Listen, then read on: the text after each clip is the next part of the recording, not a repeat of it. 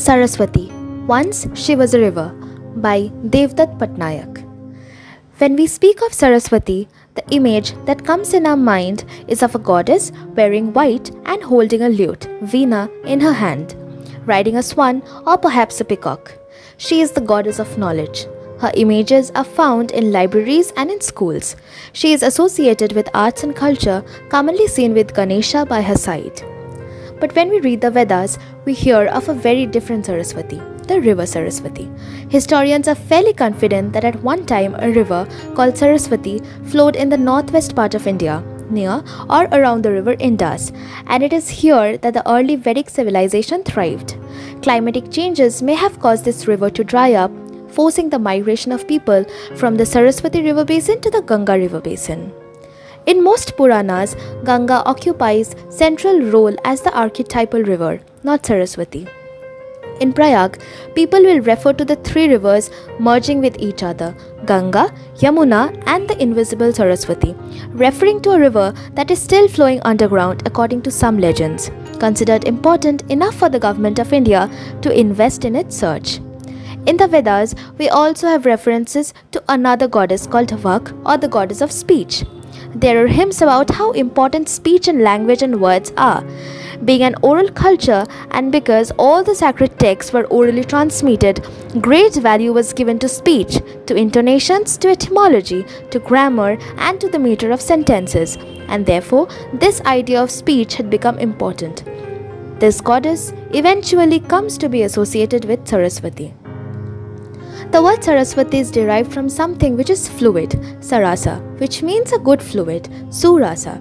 It can be taken in two ways, both literally and metaphorically.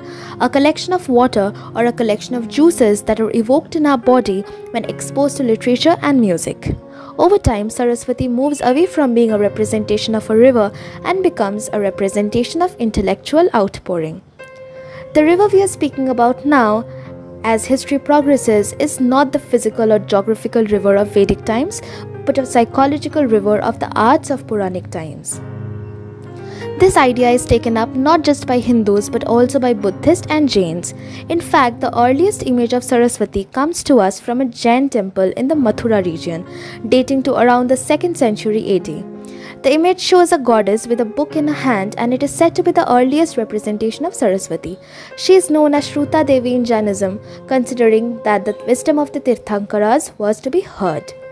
In Buddhism too, the goddess Saraswati becomes important, especially with the rise of Mahayana Buddhism, which gave greater value to women than men. We find the rise of the goddess Tara, who is equated with the wisdom of Buddha, who provokes his compassion. The earliest Buddhist iconography of Tara comes to us from the Ellora caves in the 7th century, where we also find the image of Maya Mayuri with a dancing peacock by her side and a student walking on a desk. Hindu iconography becomes big from the 5th century onwards. This is when the Puranas had consolidated themselves and people refer to the Hindu trinity, the male trinity, each with a female consort, for the sake of symmetry. By this time, Brahma, the creator, was associated with Saraswati, embodiment of knowledge. She was visualized holding memory beads, a book, a pen and an inkpot, and the lute. In Puranic stories, there are references of Brahma chasing his daughter, who is identified as Shatarupa, Sandhya or Saraswati, indicating the problematic relationship between a creator and his creation. Who creates whom? Very often, Brahma is not worshipped as he assumes he is the creator, when in fact he is created by the goddesses. In artwork, Brahma and Saraswati are infrequently seen as a couple. However, in many Vishnu artworks, Vishnu is said to have two wives, Sri Devi and Vaka Devi, making Saraswati his consort. We are told that because Lakshmi and Saraswati don't get along, Vishnu gives Saraswati to Brahma. The relationship between Brahma and Saraswati remains ambiguous.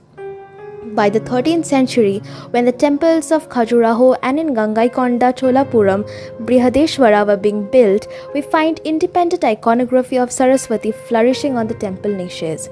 She is associated with a goose who can separate milk from water, an indicator of intellectual discernment. While more and more temples were dedicated to the mother goddess, Exclusive Saraswati temples continue to be rare, just as exclusive Lakshmi temples are very rare.